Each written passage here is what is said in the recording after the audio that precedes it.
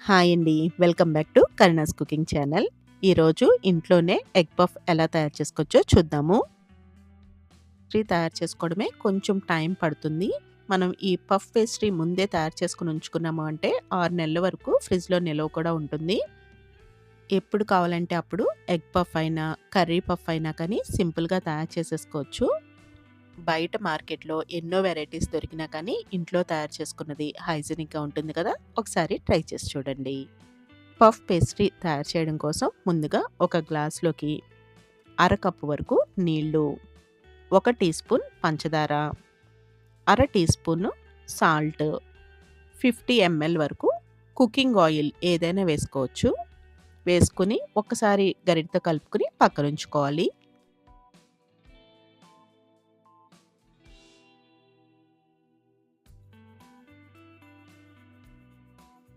ఇప్పుడు పిండి కలుపుకోవడానికి కొంచెం వెడల్పుగా ఉన్న ప్లేట్ ఏదైనా తీసుకుని దానిలోకి పావు కేజీ మైదా పిండి తీసుకోవాలి. ఇప్పుడు ఈ పిండిలోకి మనం ముందుగా గ్లాస్‌లోకి ఉప్పు, పంచదార, నూనె కలిపి ఉంచాం కదా! ఆ నీళ్ళని కొంచెం కొంచెంగా వేసుకుంటూ కలుపుకోవాలి.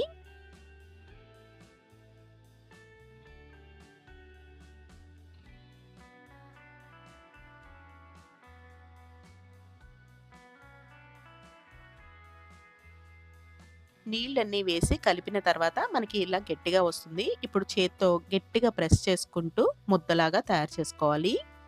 ఇలా పొడి పిండి ఏమన్నా మిగిలితే 1 స్పూన్ కానీ, 2 స్పూన్లు కానీ నీళ్లు వేసుకొని కలుపుకోవాలి. 8-10 నిమిషాల పాటు ఇలా ప్రెస్ చేసుకుంటూ కలుపుకోవాలి. పిండి ముద్ద రెడీ అయిపోయింది. ఇప్పుడు దీనిపైన మూత పెట్టుకుని 15 నిమిషాల పాటు నాననివ్వాలి. 15 నిమిషాల తర్వాత మూత తీసేసుకుని ఇలా ఫ్లోర్ మీద పిండిని జల్లుకుని ఈ పిండి ప్రెస్ చేసుకోవాలి.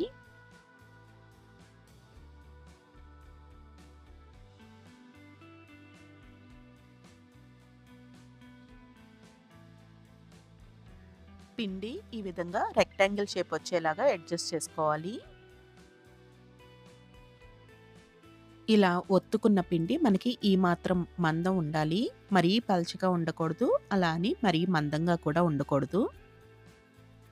ఇప్పుడు 50 గ్రాముల వరకు బటర్‌ని తీసుకోవాలి. ఇంట్లో చేసుకున్న వెన్న తీసుకున్నా పర్లేదు. ఇప్పుడు ఈ 50 గ్రాముల బటర్‌ని 3 లేక 4 భాగాలుగా డివైడ్ చేసుకోవాలి. ఇప్పుడు ఒక భాగం వెన్నని పేస్ట్రీ మీద వేసుకొని స్ప్రెడ్ చేసుకోవాలి.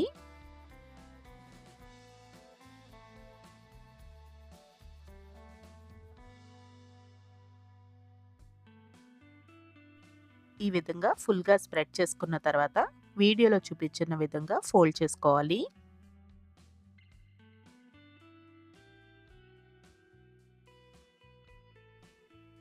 ఇప్పుడు దీనిపైన పిండిని వేసుకొని ఈ విధంగా స్ప్రెడ్ చేసుకోవాలి.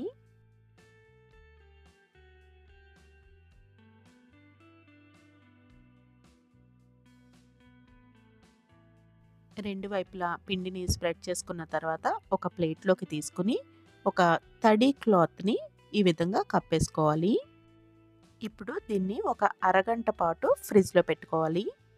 ఈ ప్రాసెసే కొంచెం ఎక్కువ టైం లాగా ఉంటుందండి. కానీ పఫ్ పేస్ట్రీ ఉంది అంటే 5 నిమిషాల్లో మనకి చక్కగా ఎగ్ పఫ్ కానీ, కర్రీ పఫ్ కానీ చేసేసుకోవచ్చు.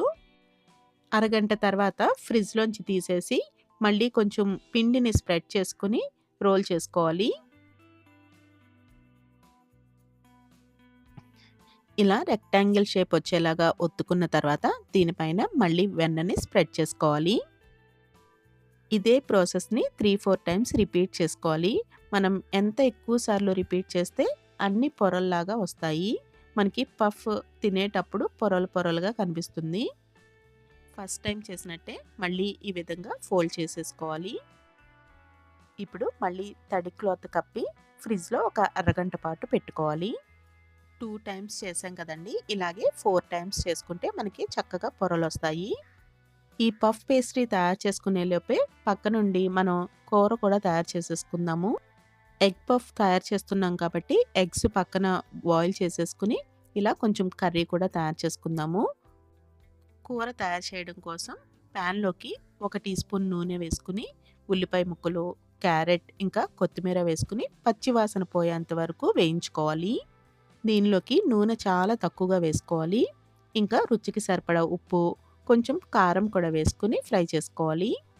ఈ కూర తయారు చేసుకునేటప్పుడు మన టేస్ట్‌కి తగ్గట్టుగా మసాలాలని అడ్జస్ట్ చేసుకోవచ్చు. మసాలా లాగా ఉంటే బావుంటుంది అనుకుంటే కొంచెం గరం మసాలా పౌడర్ కూడా వేసుకోవచ్చు.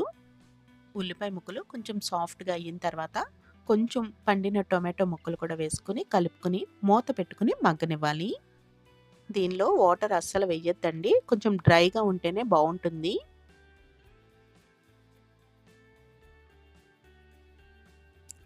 కూర రెడీ అయిపోయింది. ఇప్పుడు స్టవ్ ఆఫ్ చేసేసుకొని చల్లారనివ్వాలి. పఫ్ పేస్ట్రీకి 3, 4 టైమ్స్ రిపీటెడ్‌గా చేసుకున్న తర్వాత ఇలాగా హాఫ్‌కి కట్ చేసేసుకోవాలి. ఇలా కట్ చేసుకున్న తర్వాత మధ్యలో చూసారా ఇలా లేయర్స్ లాగా కనిపిస్తుంది. ఇలా తయారు చేసుకున్న పఫ్ పేస్ట్రీని జిప్‌లాక్ కవర్‌లో పెట్టుకొని ఎయిర్ టైట్ బాక్స్‌లో పెట్టుకొని డీప్ ఫ్రిడ్జ్‌లో పెట్టుకుంటే మనకి 6 నెలల పాటు నిల్వ ఉంటుంది. ఇప్పుడు సగం మాత్రమే యూజ్ చేస్తున్నాను.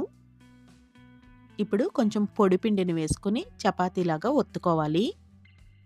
ఎక్కువగా ప్రెషర్ అప్లై చేయకూడదు. ఎక్కువ ప్రెషర్ అప్లై చేసాము అంటే మనకి పొరలు పొరల్లాగా రావు.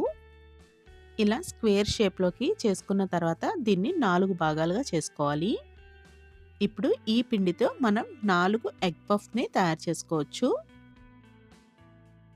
ఎగ్స్ కూడా బాయిల్ చేసేసుకొని హాఫ్‌గా కట్ చేసుకొని దానిపైన కొంచెం ఉప్పు, కారం స్ప్రెడ్ చేసుకోవాలి. ఎగ్ పఫ్ తయారు చేసుకున్నప్పుడు ఫుల్ ఎగ్ అయినా పెట్టుకోవచ్చు, హాఫ్ ఎగ్ అయినా పెట్టుకోవచ్చు. ఇలా పిండిలోకి కొంచెం కూర తయారు చేసుకున్నాం కదా! ఆ కూరని వేసుకొని ఇలా ఎగ్‌ని కూడా పెట్టుకొని ఇలా ఫోల్డ్ చేసేసుకోవాలి. ఫోల్డ్ చేసే ముందు ఇలా చివర్లా కొంచెం తడి రాసాము అంటే మనకి బాగా స్టిక్ అయి ఉంటుంది. ఇదే విధంగా మిగిలినవి కూడా రెడీ చేసుకోవాలి.